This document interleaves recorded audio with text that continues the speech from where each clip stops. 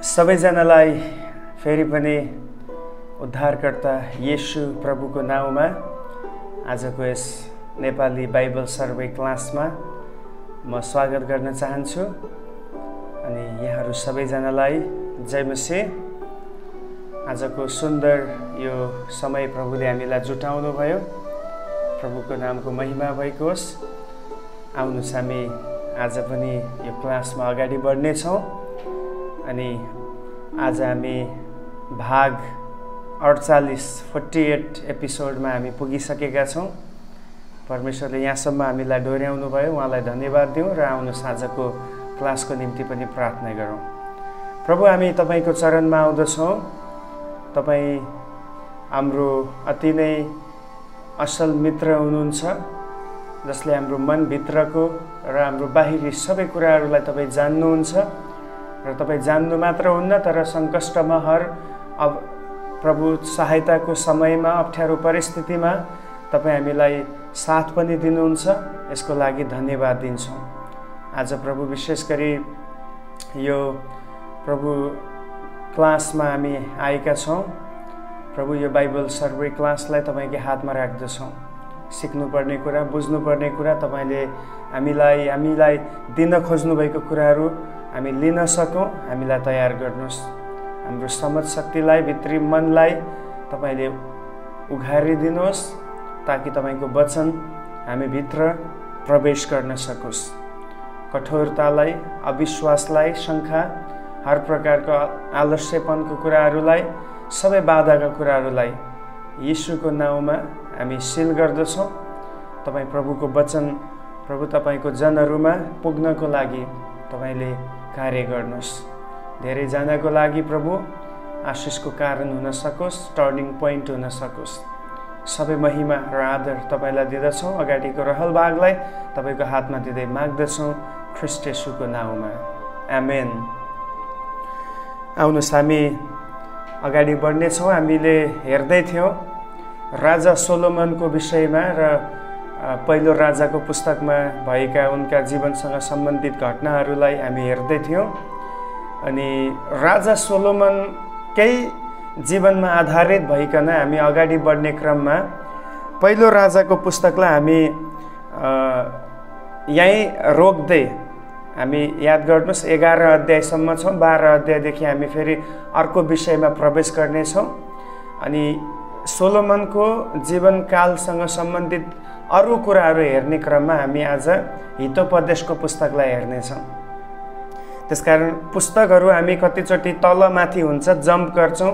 कहिले एकदमै जम्प हुन्छ, कहिले फेरि एकदम सिक्वेन्सली अगाडि बढ्छ। अनि तपाईँहरूले बुझ्दै हुनुहुन्छ म किन यसरी लैजाँदैछु। हामी पुस्तकको जुन क्रम कस्तो छ त्यो आधारमा हामी जाँदै छैनौँ, तर एक्चुअली घटना के पछि के घटेको थियो, इतिहासमा परमेश्वरले के पछि के हुन दिनुभयो या ल्याउनु भयो, त्यो चाहिँ हामी सिक्वेन्सीमा हेर्ने कोसिस गर्नेछौँ। त्यसकारण हामीलाई थाहा छ हितोपदेशको पुस्तक, उपदेशकको पुस्तक र श्रेष्ठ गीतको पुस्तक, यो तीनवटा अलग अलग कवितात्मक शैलीमा गीतको शैलीमा लेखिएको एउटा लिटरेचर साहित्यिक भाषामा लेखिएका यी पुस्तकहरूको लेखक स्वयं सोलोमन छन्। अनि उनको जीवनलाई हामी छोडेर अरूमा जानुभन्दा पहिले हामी उनले लेखेका पुस्तकहरू बारेमा पनि विचार गर्नेछौँ, किनभने उनको जीवनकालमै त त्यो पुस्तक लेखिएको थियो। बुझ्दै हुनुहुन्छ? ओके, हामी हितोपदेशको पुस्तकमा जाँदा हामी सबैलाई धेरै मनपर्ने पुस्तक द बुक अफ प्रोभर्ब्स होइन, एकदमै वचनहरू, वाइज वर्ड्स भनिन्छ, एकदम बुद्धिमानी वचनहरू। अनि प्रोभर्ब्स जुन हितोपदेशको पुस्तक छ यसमा चाहिँ लगभग 31 अध्यायसम्म छ। लगभग भन्नाले 31 अध्यायसम्म छ। अनि यहाँ 31 अध्यायसम्म हुनुको पछाडिको कारण चाहिँ अब जेनरली क्याजुअल्ली भन्नुपर्दाखेरि प्राय जस्तो महिनामा 31 दिनको एक महिना हुने गर्दछ। कहिले 30 पनि हुन्छ, कहिले कुनै बेला 29 पनि हुन्छ, त्यो अलग कुरा। तर 31 म राख्दैछु। भनाइकर्ता हरेक दिन यदि तपाईँले एक अध्याय हितोपदेश पढ्नुभयो भने यसले तपाईको दिनभरिको जीवनमा धेरै कुराहरुमा यसले शिक्षा दिन्छ। यसले शिक्षा दिन्छ तपाईलाई परमेश्वरसँग कसरी जिउनु पर्दछ। यसले शिक्षा दिन्छ तपाई एउटा नागरिक, जिम्मेवार नागरिक भएर समाजमा कसरी जिउनु पर्छ। यसले शिक्षा दिन्छ तपाई एउटा मानव भएको कारणले तपाईको दायित्वहरू के छ। यसले शिक्षा दिन्छ हरेक तपाई यदि छोरा हुनुहुन्छ भने छोराको भूमिका के छ, यदि तपाई बुवा हुनुहुन्छ भने बुवाको भूमिका के छ, यदि तपाई लिडरशिपमा हुनुहुन्छ भने तपाईको भूमिका के छ, दास हुनुहुन्छ भने तपाईको भूमिका के छ, स्त्री हुनुहुन्छ, पुरुष हुनुहुन्छ, जुनसुकै क्षेत्रमा भएको मानिसलाई पनि यसले एकदमै मोरल टिचिङहरू हितोपदेशको पुस्तकमा दिएको छ। त्यसकारणले प्रतिदिन यदि तपाईले एक च्याप्टर लिएर पढ्नुभयो भने तपाईको लागि त्यो दिन धेरै नै फलदायी हुन सक्छ। फलदायी यस कारणले हुन्छ कि तपाई त्यो वचनलाई आफ्नो दैनिक जीवनमा एकदम प्र्याक्टिकल धेरै कुराहरू यो भित्र पाउनुहुन्छ। त्यसकारण तपाई धेरै कुरा प्र्याक्टिस गर्न सक्नुहुन्छ। त्यसकारण म उत्साह गर्छु बिहान उठेर सक्नुहुन्छ भने एक अध्याय जहिले पनि हितोपदेशको पुस्तक पढ्ने गर्नुहोस्। हरेक महिना दोहोऱ्याउनुहोस्।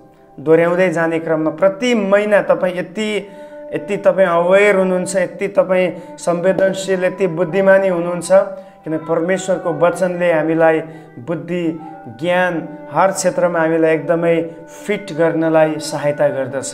हालेलुया। त्यसकारण हितोपदेशको पुस्तक चाहिँ सोलोमन राजाले मानिसहरूलाई बुद्धिमा, नैतिकतामा, साथसाथै आत्मिकतामा पनि एकदमै असल प्रकारले जियोस् भन्ने उद्देश्यले नै यो पुस्तक लेखेको हामी पाउँदछौँ। अब विशेष गरी यसको उद्देश्य भनेकै त्यही हो, दैनिक जीवनमा स्वर्गीय बुद्धिलाई लागू गरी जीवनलाई नैतिक क्षेत्रमा व्यवस्थित गर्नको लागि एउटा एकदम वेल अर्गनाइज भन्छ नि हैन, एकदमै एउटा कुनै पनि संस्थाले या कुनै पनि देशले कुनै काम गर्नुभन्दा अगाडि पहिला अर्गनाइज गर्ने गर्दछ। कसरी गर्ने, त्यहाँ के कसको भूमिका के हुनेछ, धेरै कुराहरूको त्यहाँ मिलाउनु पर्दछ, तालमेल। त्यस्तै गरी हाम्रो मानवीय जीवनलाई यस पृथ्वीमा रहँदाखेरि अगाडि बढाउनको निम्ति, त्यो पनि लापरवाही ढङ्गले होइन, सिस्टमेटिकल्ली अर्गनाइज्ड एकदमै व्यवस्थित प्रकारले अगाडि बढाउनको निम्ति हामीले दैनिक रूपमा उहाँको माथिबाटको बुद्धिलाई अप्लाई गर्न सकौँ भन्ने उद्देश्यले नै यो पुस्तक लेखिएको थियो।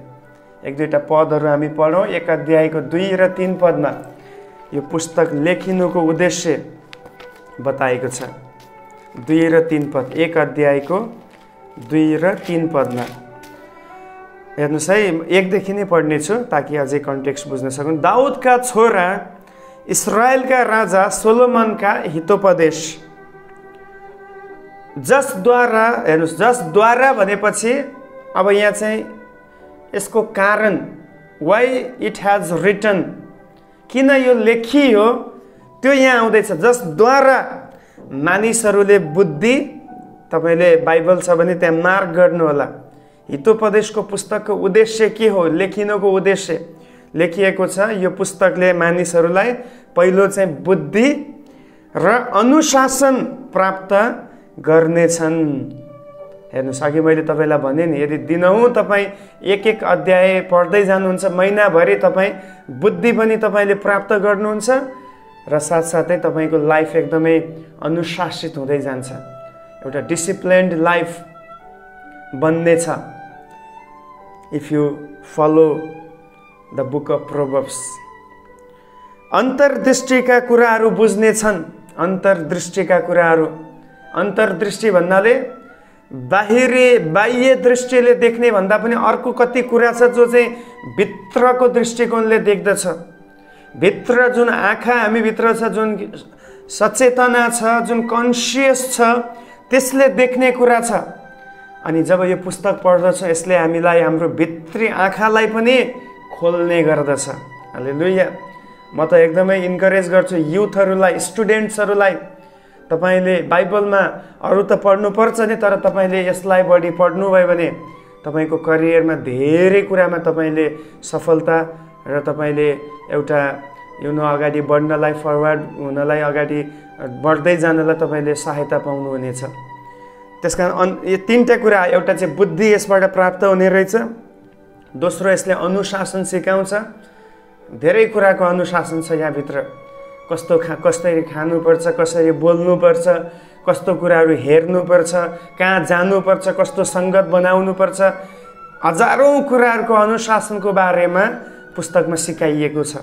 अनि तेस्रो चाहिँ यसले के सिकाउँछ हामीलाई, के देखाउँछ? अन्तर्दृष्टिका कुराहरू, जो बाहिरी आँखाले देख्न नसक्ने कुरा, धेरै कुरा छ। भनिन्छ हावा जुन अक्सिजन छ, we can't see by our physical eyes but we could feel it. हामी यसलाई महसुस गर्न सक्छौँ, गरेका पनि छौँ र अहिले पनि गर्न सक्छौँ। अब कतिवटा कुरा हामी देख्दैनौँ, जस्तै कसैले कसैलाई माया गर्ने कुरा, लभ देखिँदैन। It is an emotional thing. यो चाहिँ एउटा भावनात्मक कुरा हो, भावनासँग जोडिएको छ।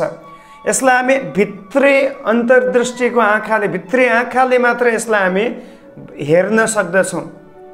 परमेश्वर we can't see by our physical eyes. हाम्रो शारीरिक आँखाले हामी परमेश्वरलाई देख्न सक्दैनौँ, but we can feel inside the heart and we can see by the भित्री आँखाले, हाम्रो भित्र जो समझ छ त्यसले चाहिँ उहाँलाई महसुस गर्दछ र उहाँलाई देख्दछ। हालेलुया। त्यसकारणले गर्दाखेरि अनि 3 पद, एक अनुशासित र विवेकी जीवन जिउने छन्। आमेन।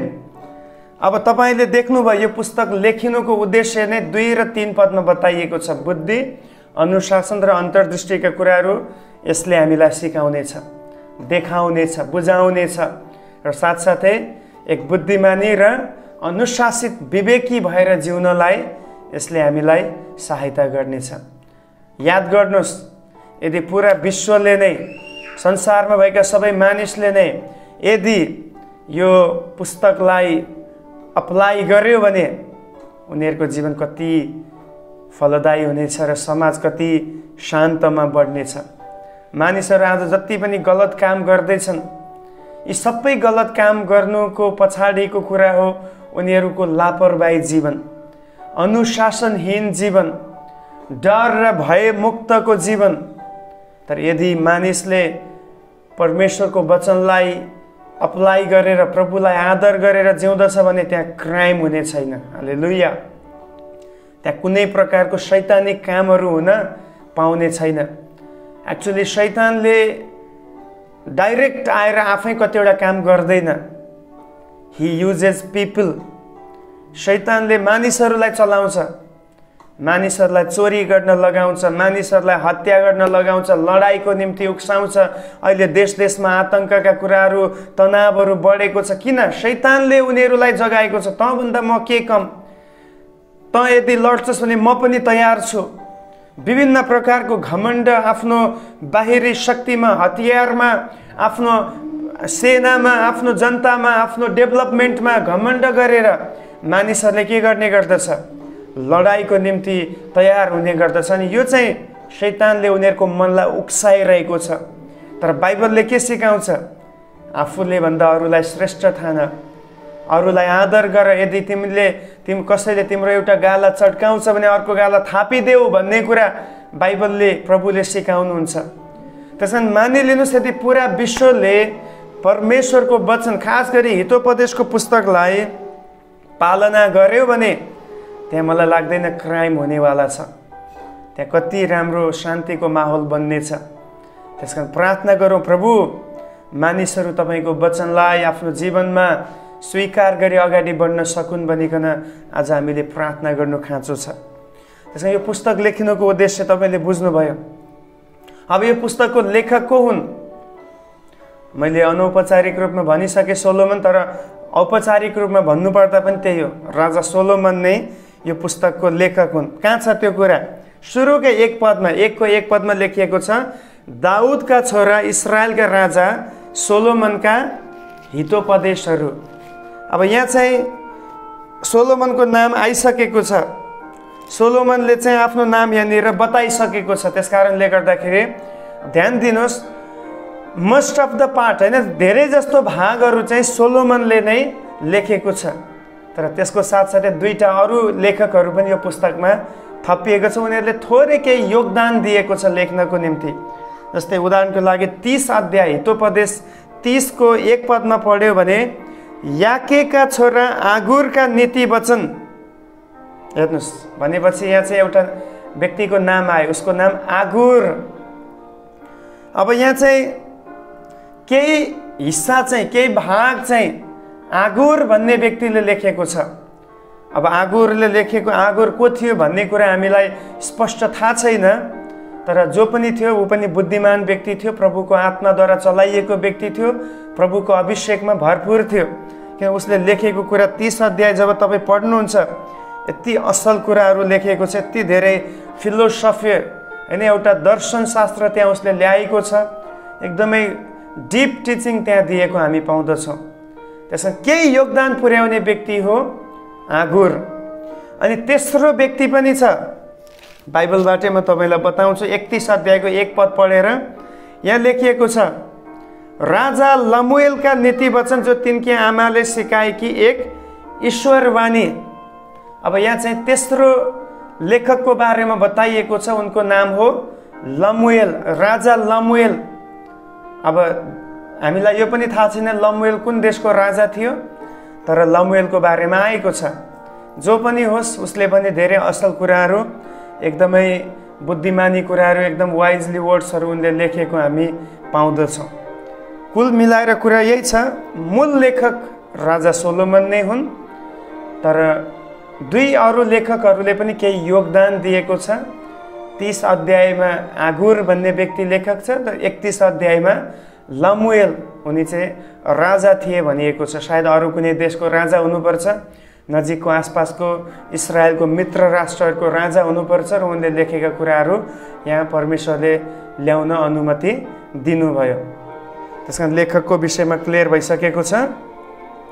अब यो पुस्तक कहिले लेखिएको थियो, रिटन डेट, यो पुस्तक लेखिएको मिति चाहिँ छ, अब प्रोबेबली चाहिँ, अब अनुमानित रूपमा हेर्दाखेरि चाहिँ राजा सोलोमनको जीवनको सुरुवातको समयमा यो पुस्तक लेखिएको अनुमान गरिन्छ। सुरुवातको समयमा भनाइको अर्थ परमेश्वरले उनलाई जब बुद्धि दिनुभयो, 4 अध्यायमा हामीले हिजोको अस्तिको पाठमा हेरेको पनि थियौँ, उनले धेरै हितोपदेशहरू रचे, बुद्धि र ज्ञानका कुराहरू उनले लेखे भनेर त्यहाँ हामीले हेरेका थियौँ। अनि त्यसको आधारमा हामी देख्दछौँ सुरुवातको समयमा चाहिँ उनले हितोपदेशको पुस्तक, जब प्रभुको अभिषेकमा उनी बढ्दै थिए, प्रभुले भरपुर मात्रामा उनलाई चलाउँदै हुनुहुन्थ्यो, उनले त्यो पुस्तकहरू लेखेको, यो पुस्तक लेखेको अनुमान गरिन्छ। त्यसो भए डेट कुन हो त? अब तपाईँको दिमागमा आउनुपर्छ। सुरुको वर्ष भन्नाले राजा सोलोमनले शासन गर्न सुरु गरेको 970 BC-मा, 970 मा उनले शासन सुरु गरे। अब हामी अनुमान गर्न सक्छौँ 970 देखि उनको शासनकाल 930 सम्म थियो। यो 40 वर्षको बीचमा, खास गरी फर्स्ट पार्टमा, सुरुवातको केही वर्षमै उनले लेखेको अनुमान गरिन्छ। किनभने आखिरी समयमा बाइबलमा हामी देख्दछौँ 11 अध्यायमा, पहिलो राजा 11 अध्यायमा हामीले हेऱ्यौँ कि सोलोमन चाहिँ परमेश्वरदेखि टाढिँदै गए। उनले विवाह गरेका पत्नीहरू, अन्य जाति पत्नीहरूको कारणले गर्दा उनको हृदय चाहिँ परमेश्वर रहित हुँदै गयो भनेर त्यहाँ लेखेको हामी पाउँदछौँ। त्यसमा त्यो आधारमा कुरा गर्नु पर्दाखेरि चाहिँ यही हो कि 970 BC को देखि यता 930 को बीचको समयकालमा नै लेखिएको अनुमान हामी लगाउँदछौँ। अब यो पुस्तकको मुख्य पद के हो त? की वर्ष, 1 अध्यायको 7 पद। यो 1 अध्यायको 7 पदको आधारमा नै यो पुस्तक अगाडि बढ्दछ। ओके,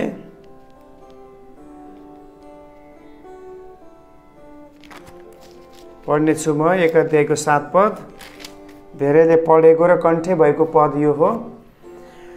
यहाँ लेखिएको छ हितोपदेश 1 को 7, यो पुस्तकको की वर्ष, परमप्रभुको भय नै ज्ञानको सुरु हो, तर मूर्खले बुद्धि र अनुशासनलाई तुच्छ ठान्दछ। हेर्नुहोस्, यहाँ लेखिएको छ परमप्रभुको भय नै ज्ञानको सुरु हो। अझ मूल भाषामा ज्ञान भन्ने शब्दको लागि भन्दा पनि बुद्धि भन्ने शब्द चलाएको छ। The fear of the Lord is the beginning of wisdom. परमेश्वरमाथि डर मानेर जिउने व्यक्तिको लागि नै बुद्धि आउन सुरु हुन्छ भन्ने कुरा यहाँ हामी देख्दछौँ। अब याकुबको पत्रमा याकुब 1:5 के लेखिएको छ? त्यहाँ भनिएको छ, यदि तिमीहरूमध्ये कसैलाई बुद्धिको खाँचो छ भने तिमीहरूले नझर्किकन दिनुहुने परमेश्वरसँग मागोस् र उहाँले तिनीहरूलाई त्यो दिनुहुनेछ। परमेश्वरको वचनले भन्दछ भनेपछि पहिलो चाहिँ बुद्धि पाउने उपाय यही हो, परमेश्वरसँग माग्नु पर्यो। माग्नु भन्नाले के हो? प्रभु मलाई बुद्धि दिनुहोस् मात्र होइन, परमेश्वरसँग माग्नु भनेको परमेश्वरसँग लीन हुनुपर्ने जीवन, समर्पित हुने जीवन पनि देखाउँदछ। यदि हामी परमेश्वरमा समर्पित छैनौँ, हाम्रो सम्बन्ध प्रभुमा घनिष्ठ छैन भने हामीले मागे पनि केही फरक पर्दैन, प्रभुले सुन्नुहुनेवाला छैन। त्यसकारण यसलाई खुलाएर व्याख्या गर्नुपर्दा यही हो, यदि हामीलाई बुद्धि चाहिन्छ भने हामी प्रभुसँग समर्पित हुनुपर्दछ। यही हो 1:7 भनेकै कुरा, परमेश्वरको भय मान्नु। परमेश्वरमा भय मान्नु भन्नाले के हो? काँपेर बस्नु भनेको पनि ओहो हजुर हजुर भनेर, जसरी कति शासनकालमा हामी हेर्दछौँ कि नोकर चाकरहरूले शिर ठाडो गरेर पनि मालिकलाई हेर्न नपाउने, झुक्नुपर्ने, काँप्नुपर्ने, जुत्ता लगाइदिनु पर्ने, खुट्टा धोइदिनु, त्यो भन्न खोजेको होइन, काँप्ने कुरा भन्न खोजेको होइन। हामी त परमेश्वरका छोराछोरी हौँ। आफ्नो बुवाको अगाडि छोराछोरी कोही पनि डराउँदैन, काँप्दैन। तर यहाँ फियर, डराउने कुरा भन्नाले हृदयदेखि प्रभुलाई गर्ने एउटा आदर, सम्मान, उहाँलाई दिने मान, इज्जत, प्रतिष्ठाको कुरालाई देखाउँदछ। हामी परमेश्वरलाई के गर्नुपर्छ? मान गर्नुपर्दछ, आदर गर्नुपर्दछ। अब परमेश्वरलाई आदर कसरी हुन्छ त फेरि? ओ प्रभु तपाईँ महान, तपाईँ कति योग्य, तपाईँ भलो भन्ने बित्तिकै आदर हुन्छ र? यदि हाम्रो जीवन नै प्रभुमा ठिक छैन भने, त्यही हो परमेश्वरले भन्नुभएको, मेरो नाउँ व्यर्थमा नलिनु। येशूले पनि के भन्नु? मलाई प्रभु प्रभु भन्ने कोही पनि स्वर्ग राज्यको योग्य हुँदैन। अब परमेश्वरलाई आदर पुग्ने जीवन भनेको चाहिँ आज्ञाकारी जीवन। If we honour our God then we should obey his कमान्डमेंट्स। यदि हामी हाम्रो परमेश्वरलाई आदर गर्छौँ भने हामीले उहाँको आज्ञाहरूलाई पालना गर्नै पर्छ। There is no option. यदि हामी आज्ञा पालन गर्दैनौँ भने हामी जतिसुकै प्रभुको नाउँलाई मुखले उच्चारण गरौँ, परमेश्वर खुसी हुनुहुनेवाला छैन। येशूले त्यही त भन्नुभयो, जसले मेरो पिताको इच्छालाई पूरा गर्छ। अब पिताको इच्छा के हो? What is the will of God? How to know the will of God? When we start to read the word of God, we can find the will of God. Hallelujah. यदि हामी परमेश्वरको वचनलाई पढ्न सुरु गर्छौँ भने परमेश्वरको इच्छालाई पनि भेट्न सुरु गर्दछौँ। Praise the Lord. The word of God itself is the will of God. परमेश्वरको वचन आफै नै परमेश्वरको इच्छा हो। सो परमेश्वरको इच्छा खोज्नको लागि यहाँ र त्यहाँ दौडिरहनु आवश्यकता छैन। फलानो र ढिस्कानो व्यक्तिलाई खोजिरहनु आवश्यकता छैन। परमेश्वरको इच्छा तपाईको हातमा दिएको छ। परमेश्वरको वचन नै परमेश्वरको अल्टिमेट इच्छा हो। त्यसकारणले अब म धेरै गहिरो व्याख्यामा जाँदैछु। यो सबै प्रचार गर्ने विषय हो। परमेश्वरबाट बुद्धि पाउनको लागि चाहिँ सरल भाषामा भन्दाखेरि परमेश्वरको आज्ञा पालना गर्नुपर्दछ। Those who obey God, they will get the wisdom from God. Hallelujah. जसले प्रभुको वचनलाई पालन गर्छ तिनीहरूले नै प्रभुको बुद्धिलाई प्राप्त गर्नेछ। राजा सोलोमनले बुद्धि पायो किन? बिकज ही ओबेड, उसले पालना गर्यो। त्यसकारण जतिजना प्रियहरू भक्तजनहरू परमेश्वरको आज्ञामा रहे तिनीहरू सबैले प्रभुको बुद्धिलाई, ज्ञानलाई, अभिषेकलाई प्राप्त गरेका छन्। त्यसकारण यो पुस्तकको मुख्य पद नै यही हो, इफ यु ओबे हिम, if you respect him, if you follow him, if you fear him, you will get his wisdom. The Spirit of the Lord will anoint you with the wisdom. प्रभुको आत्माले तपाईलाई बुद्धिले अभिषेक गर्नुहुनेछ। त्यसैगरी अगाडि बढ्ने क्रममा यो पुस्तकको रूपरेखा, ब्लुप्रिन्टलाई पनि हामी हेर्नेछौँ। म अलि छिटो छिटो जाँदैछु किनभने एकदमै हामी स्लो हुँदैछौँ। यो पुस्तकको रूपरेखा छ, 3 भागमा यो पुस्तक विभाजित छ। It is divided into 3 parts. पहिलो चाहिँ छ विस्डम फर यंगस्टर्स, जवानहरूको लागि बुद्धि भनिएको छ। पहिलो पार्ट 1 देखि 9 अध्यायसम्म। 1 देखि 9 अध्यायसम्म हामी पाउँदछौँ अलमोस्ट सबै कुरा जवानहरूको लागि बताइएको छ। जसरी एउटा बाबुले, बुवाले, घरको बुवाले आफ्नो जवान छोराछोरीहरूलाई शिक्षा दिँदछ, उनीहरूलाई इन्स्ट्रक्सन दिँदछ कि कसरी जिउनुपर्छ, कसरी अगाडि बढ्नुपर्दछ, कसरी करियरलाई बनाउनु पर्दछ, त्यसै गरी सोलोमन पनि एउटा पिताको स्थानमा रहेर उनले जवानहरूलाई शिक्षा दिएको हामी पाउँदछौँ। यसमा 2टा कुरा आउँछ। एउटा चाहिँ उनले आफ्नै छोराछोरीलाई पनि शिक्षा दिएको हुनुपर्छ किनभने उनको धेरै श्रीमती थिए, अभियसली छोराछोरीहरू पनि धेरै नै थिए होला। दोस्रो चाहिँ समस्त राष्ट्रलाई पनि उनले एज अ किङ भएको कारणले, एज अ शेफर्ड भएको कारण, होइन, उनीहरूको गोठालो हो नि त अब उता, अनि उनीहरू जनतालाई एउटा छोराछोरीको रूपमा लिएर उनले, जवान छोराछोरीको रूपमा लिएर शिक्षा दिएको हामी अनुमान गर्दछौँ या व्याख्या गरिएको छ। त्यसकारण पहिलो क्याटेगोरी छ जवानहरूको लागि प्रभुले, सोलोमनले दिएको बुद्धिका कुराहरू, 1 देखि 9 अध्याय।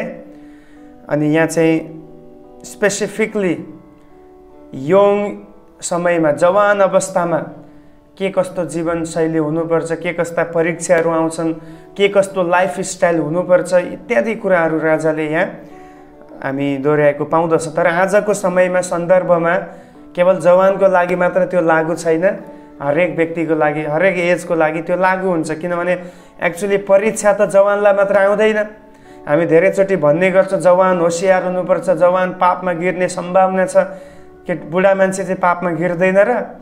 अभियसली हर प्रकारको मानिसहरू पापमा गिर्छ। जसलाई चेतना आइसकेको छ, जसलाई सही र गलतको भेद छ, ती हरेक व्यक्ति पापमा गिर्न सक्छ, चाहे त्यसमा जवान होस्, वृद्ध होस्, वृद्धि होस्, बुढापाका, जोलाई पनि आउँछ। जस्तै व्यभिचारको केस, अब अक्सर भन्ने नै गरिन्छ जवानहरू बढी व्यभिचारको केसमा फस्छ, तर मलाई लाग्दैन विवाह गरिसकेकाहरू पनि व्यभिचारको केसमा फस्न सक्छ।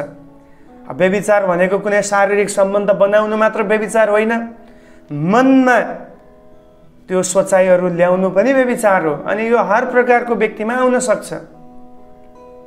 त्यसकारण जवानहरूको लागि मात्र होइन, तर त्यो समयमा स्पेसिफिकली, पर्टिकुलरली त्यही यंगस्टर्सहरूलाई नै एड्रेस गरेर 1 देखि 9 अध्याय सोलोमनले लेखेको थियो। दोस्रो पोइन्ट या दोस्रो विभाजन, सेकेन्ड डिभिजन इज सबै मानिसहरूको लागि बुद्धि। हेर्नुहोस् है, 10 अध्यायदेखि 24 अध्याय यो चाहिँ विस्डम फर अल पिपल, सबै मानिसहरूको लागि बुद्धि। 10 को 1 देखि 24 अध्यायसम्म हामी पाउँदछौँ। अनि यहाँ चाहिँ सोलोमन राजाले हरेक स्तरका मानिस, स्तर भन्नाले चाहे लिडर होस् या दास होस्, चाहे राजा होस् या कमार होस्, सबैको लागि हर प्रकारको वर्ग, पृष्ठभूमि, भाषा र संस्कृतिका मानिसहरूलाई उनले सम्बोधन गरेर इक्वेली सबैलाई एकदम जेनरली राखेर उनले एकदमै अमूल्य शिक्षाहरू दिएको हामी पाउँदछौँ 10 देखि 24 अध्यायमा। अब एक एक अध्यायलाई या त्यहाँको के विषय छ त्यो हामी हेर्न भ्याउँदैनौँ, किनभने यो एउटा सर्वेक्षण हो। जब कुनै विषयमा हामी बाइबल स्टडी गर्छौँ त्यसमा हामी हेर्नेछौँ, त्यसमा हामी हेर्न सक्छौँ कि कुन च्याप्टर के कुरा हो, कस्तो कति पोइन्टमा त्यो छ, के शिक्षाहरू छन्, त्यो चाहिँ हामी त्यसमा हेर्छौँ। तर सर्वेमा म तपाईँलाई बास आउटलाइन मात्रै दिँदैछु। तपाईँले यो आउटलाइनलाई गाइडलाइन लिएर मानेर तपाईँले अगाडि बढ्नुभयो भने धेरै कुरा सिक्न सक्नुहुन्छ, मेरो आशा छ। त्यसमा 10 देखि 24 अध्यायमा चाहिँ सबै मानिसहरूको लागि, विस्डम फर अल पिपल, हरेक किसिमका मानिसहरूको लागि बुद्धि दिएको छ। अनि तेस्रोमा third division is wisdom for leaders, अगुवाहरूको लागि बुद्धिको कुरा छ। त्यो चाहिँ 25 देखि 31 अध्याय, 25 अध्यायदेखि 31 अध्यायमा चाहिँ जसलाई परमेश्वरले लिडरसिपमा राख्नु भएको छ, जो अगुवाको पंक्तिमा छ, जसलाई केही जिम्मेवारी प्रभुले दिनुभएको छ। फेरि म तपाईँलाई भनौँ, हरेक व्यक्ति कुनै न कुनै क्षेत्रमा लिडर हो। सायद तपाईँ चर्चमा मात्र लिडर हुनुहुन्न होला, चर्चमा अब सबैजना लिडर बन्न पनि सक्दैन। एउटा व्यक्तिलाई प्रभुले खडा गर्नुभएको छ, त्यसको अधीनमा सबै कुरा चल्ने गर्छ, तर त्यहाँ सबैको युनिटी, टिमवर्क हुने गर्दछ। तर तपाईँ अर्को क्षेत्रमा लिडर हुन सक्नुहुन्छ। तपाईँको ड्युटी गर्ने ठाउँमा हुनसक्छ, कतिजना स्कुलमा पढाइ गर्दा मोनिटर बनाइन्छन्, leader, you are a leader. काम गर्ने क्षेत्रमा हुनसक्छ, घरमा तपाईँ लिडर हो, किन तपाईँको नेतृत्वमा तपाईँको परिवार अगाडि बढ्दछ। यदि एउटा व्यक्ति कहीँ लिडर छैन भने घरमा त लिडर हो है। त्यसकारण परमेश्वरले हामीलाई लिडरसिपको दर्जामा राख्नु भएको छ। जस्ट एक्सेप्ट इट, यसलाई स्वीकार गर्नुहोस्। अनि त्यो लिडरको जीवन चाहिँ कस्तो हुनुपर्छ, उसले कसरी अगाडि बढ्नु पर्दछ, कसरी आफ्नो लिडरसिपलाई कायम गर्ने भन्ने विषयमा चाहिँ 25 देखि 31 अध्यायमा हामी पाउँदछौँ। त्यहाँ चाहिँ ठुला ठुला अगुवाहरूलाई राजाले एड्रेस गरेर यी कुराहरू लेखेको हामी पाउँदछौँ। त्यसकारण मोटामोटी कुराहरू चाहिँ यति नै छ आजको लागि। हामी फेरि भोलि हितोपदेशको पुस्तकको मेगा थिम्सहरू हेर्नेछौँ, मुख्य विषयहरू, कि वास्तवमा यो पुस्तकमा के शिक्षाहरू यसले होल्ड गरेको छ, परमेश्वरले के शिक्षाहरू दिन चाहँदै हुन्छ, त्यो हामी भोलिको एपिसोडमा हेर्नेछौँ। म आशा गर्छु तपाईँहरूले आजको क्लास बुझ्नुभएको छ। यदि कुनै पनि डाउट छ, कुनै पनि क्वेसन छ, तपाईँ एकदमै फ्री भएर तपाईँ सोध्न सक्नुहुन्छ। तबसम्मको लागि प्रभुले यहाँहरू सबैलाई आशिष दिनुभएको होस्। अनि सबैजनालाई जय मसीह।